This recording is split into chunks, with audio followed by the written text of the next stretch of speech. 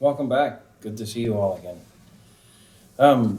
We're just doing a few tips. We're going to get into larger and longer projects shortly, but due to the circumstance here at the hobby shop and what have you, and not being able to zero in on the whole series of 5 or 6 episodes, for now I'm just going to do a few little tips.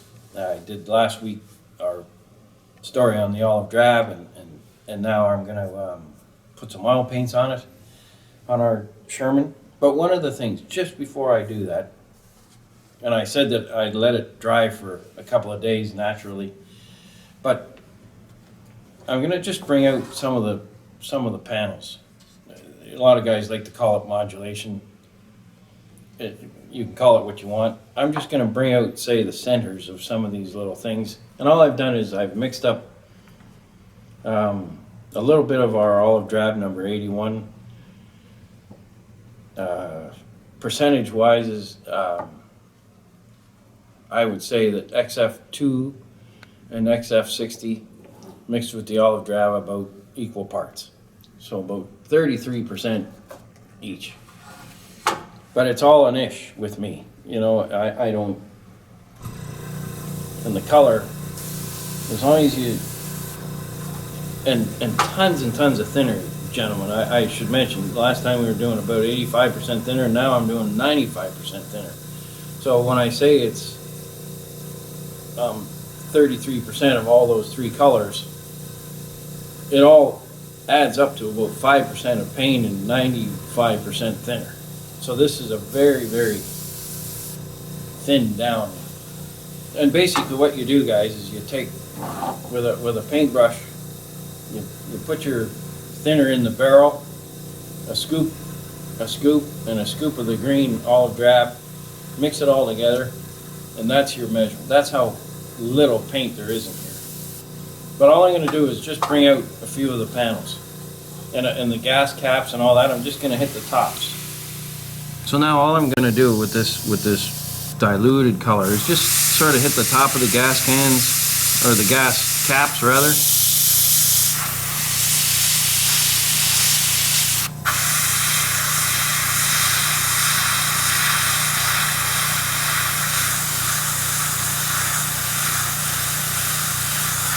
I think when guys use modulation, which this is in a way, sometimes it almost looks cartoon. So you have to be very cautious when you do this. And I think that using a lot of thinner helps with that caution. You know, it's sort of a, and the reason that is because I'm not, I want it to be easily fixed if I blow it. So by using a lot of thinner, that's an easy fix. And it might be hard to pick up on camera, especially if you watch this on your telephone versus your.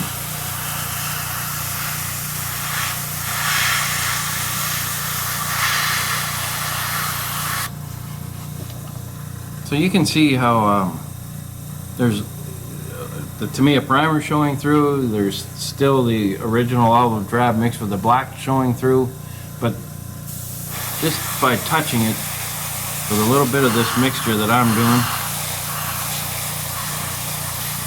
it just harmonizes the whole thing together. So that's where I'm at just before oil painting.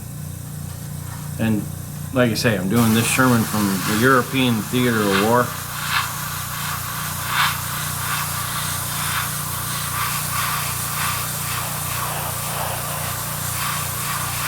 And if you go to the shows, guys, and it's a name I mentioned in the past, but Scott Primo is one of the best olive drab guys in North America. If you can catch up to his tanks at a local show, study them, because he is a beautiful painter. He can get olive drab on there better than anybody. So look up Scott's models at a show. Scott Primo, he's from Minnesota. There's others too. John Rosengrant is top shelf as well, but John's presence at the show is not as frequent as Scott's. But John Rosengrant's olive drab tanks, and Steve Zaloga, but Steve doesn't do it as much anymore either. There's others too, but anyway, the guys that are doing, they're like I say, there's not a wrong way of doing this as far as choice of color and that sort of stuff. So I'm just gonna hit this with a blow dryer, and then, like I say, I'm gonna start into the oil paints. And the oil paints, I really like these 502s. They're a great variety of colors, and smooth. Like certainly they're not student grade oil paints. These are good quality Winsor Newton type of oil paints. So, and then a little bit of thinner, and I used Humbrol thinner. And what I'm going to do now is just give the whole tank a wash. That'll harmonize all the different shades together. And then we can get into scratching and that sort of stuff. So we got a few things to do this morning as far as the tips go. And then, like I say, we'll get into much larger projects moving forward. But I just wanted to show you guys a little bit of modulation, we'll call it, oil painting, and getting that layering effect on your green tanks. So bear with me. I'll fire up some thinner, and we'll be back to you in a couple minutes. Okay. Now, one of the things that constantly came up in the hobby shop is guys who get to this point with their Tamiya paints, and they'd be quite happy with it. And there's no problem with just putting the turret on, painting it the same way, and putting the track on, and bang, you're done. And that's great modeling. There's nothing wrong with that. But sometimes guys would get to this point, but they see the models built by Dave Forrest or different people in the hobby shop and say, okay, what do I do at this point? What is my next step once you get it into the olive drab modulation? I like to use a couple of things. This morning I'm going to use Industrial Earth as our main color, but I've got certainly some ochre. There's the ochre color, and those will be my main colors now. And I'm going to create a wash, and I'm going to paint this whole tank with basically Humbrol thinner, dirty, with these two colors. And where do you start and all that sort of stuff? Well, fortunately, Industrial Earth, when used, once I get into it, you guys will see it has a greenish sort of earth tone shade to it that's very attractive to what I use when I use olive drab paints. You can simply see that it's a very nice earth tone there. And I'm going to paint my whole tank in that sort of color. And I'm going to vary it on the sides versus the top of the tank and all that sort of stuff. And then when you start to add a little bit of ochre, and with oil paints, guys, you need so little paint. Like, it goes a long, long way. I mean, those tubes will last 3 lifetimes. There's no question. I could hand these down to my son, who could hand them down to his son, and we'd still have paint left over. Oil paints just go and go and go. So once I come up with that sort of palette, and these aren't going to dry. These oil paints don't dry on the spot. I don't have to worry that they're gonna go hard on my palette here. These are good to go for the next. And allow yourself, like, don't get caught up in, you got to be somewhere at 2 in the afternoon and it's already 1:15 and you're now going to put oil paints on your tank. This is hobby time. This is time when you should be cutting the grass, but the rain and the clouds roll over. So now you've got an hour and a half to put oil paints on your tank. It's that sort of time frame that you need. Now, we're not going to film for the next hour and a half. I'm going to do a little section here. And you guys will get the drill pretty quick.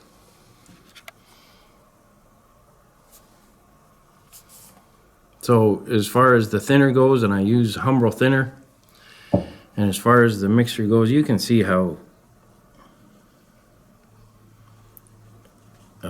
little paint I use. You know, it's very faint. But I'll just start with the hatches here.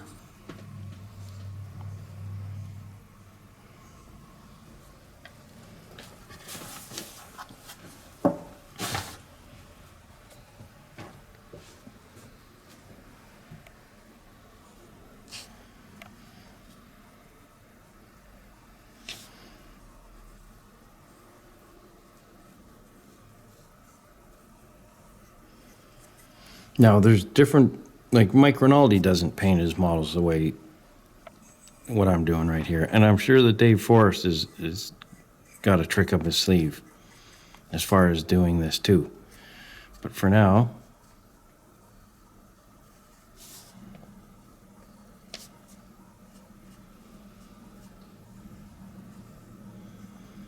there's the manufacturing symbols put on this tank by Academy. They did a very good job. And what I'll do, guys, is I'll do the front right up to this weld line here. And then we'll be able to compare it to the back of the tank, which will have no oil paints on it. A little too much brown there, but not to worry. You don't have to worry at all. This paint stays wet for a long time, so you don't have to worry that you overdid it with oil paints. You just can take a brand new clean brush and take it off. So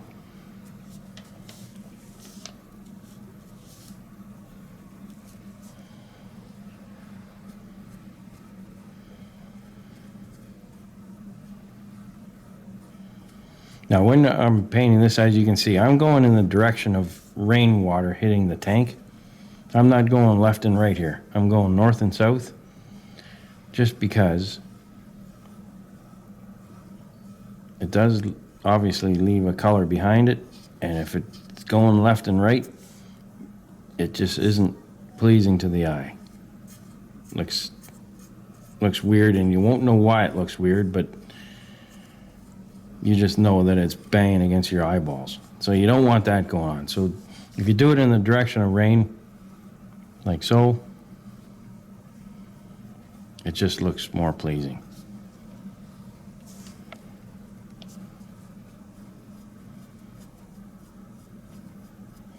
And as I get down towards the bottom of the tank, I'm using more industrial earth than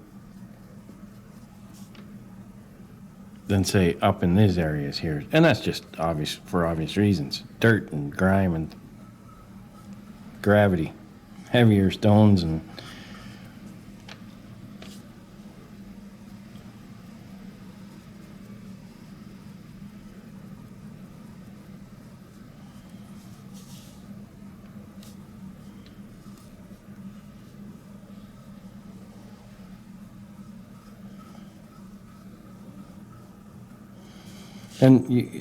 you want to bring out these manufacturing things.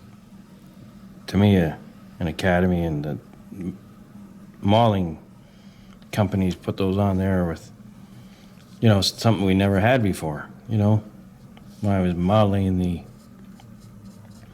80s and 90s, it would be highly unlikely that you'd have that on your Tamiya tank. But you could do. I think that their M4 has a few of them.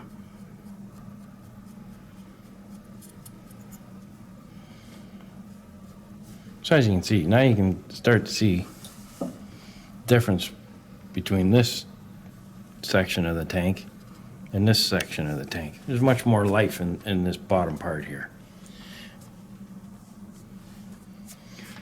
There's a little bit of ochre up at the top.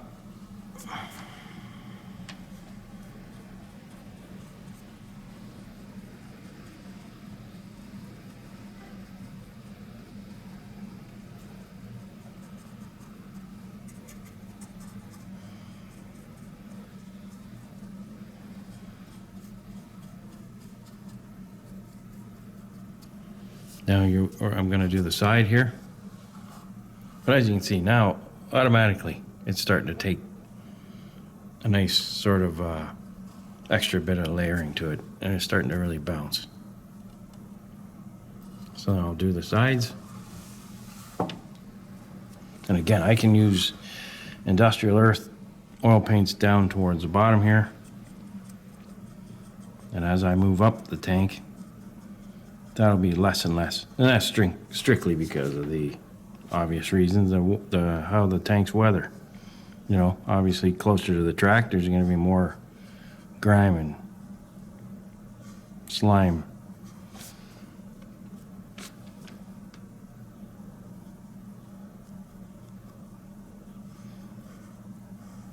As I get down to these sections where they put fuel into the tank, then we can take another. But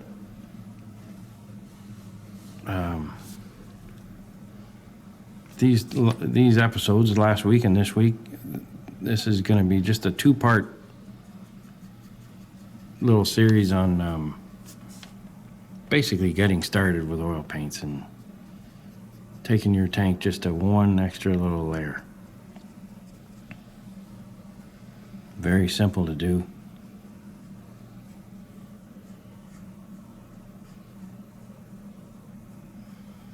And I'll do a section moving forward. Maybe when we're back together again, I can go on about putting the mud on the bogies and painting wheels and rubber and all that sort of stuff. But we'll get into that as we move forward this spring.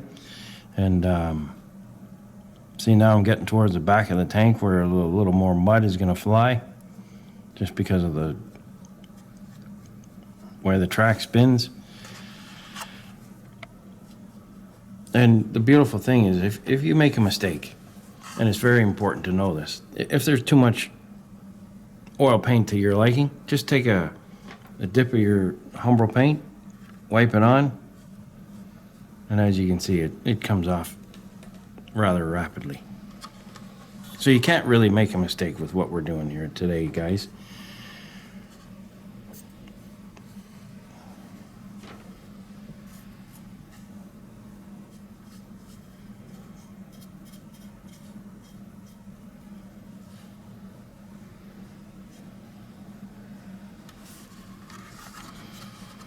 So this is the only section of this side of the tank that I haven't painted, and it almost looks, there's just no life in it compared to what we've already now done. And how long have I been painting, guys? All of about 10 minutes. And you can see, and now it's starting to dry, so now you can really start to see a little bit more life coming through. So it's not taking a lot. It's not a lot of effort, and as long as you keep the down, the direction of rain, and it'll always probably look pretty good.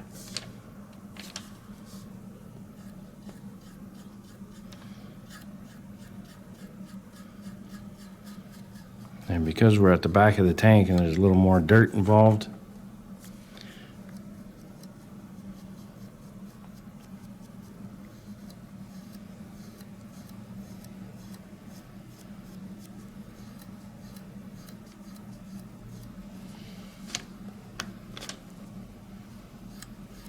now, it would be very easy to start to get into what they call a pin wash. That's when you sit here after this oil paint is dried. You'd start now picking out all these little rivets here individually, and you have to go to a finer brush, obviously. But those are say part 3 or part 4 of a section on tips and what have you. I'm just trying to get you guys past just the regular Tamiya paints and your first crack at doing the oil paints. And a lot of you experienced modelers, you're going to drift over this small little package of tips without a lot of mind to it. But for those of us who are just in the beginning, hopefully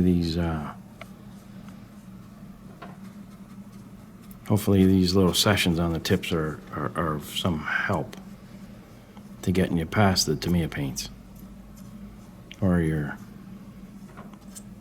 foundation paint, whether it be Vallejo or Mission Model paints. This is just our little venture into doing the little oil paint. So as you can see, guys, look at the life in here versus the life up here. This is much more pleasing.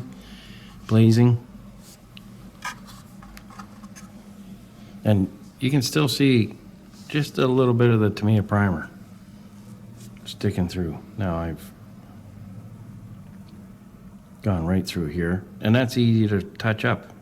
Just you can bring it with your airbrush and touch it up, or you can and I don't know why it's lifting a little bit there, but anyway, so easy to fix and not have to worry. But you can see how the little olive drab tank traveling through the European theater of war is now got a little life to it. And I will continue on now off camera and give this whole tank a wash. And like I say, I hope you guys have learned something from going from Tamiya paints to our oil paints. And I'm gonna do, and Dave Forrest too are gonna do tips, moving into the spring. We promised to do the Willys Jeep for our King Tiger series, which is still happening.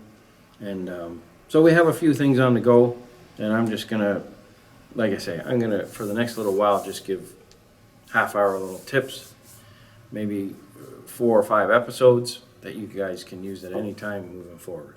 But happy modeling. We'll see you guys soon. Pleasure to be back, and talk to you sometime, in the near future. Thanks so much.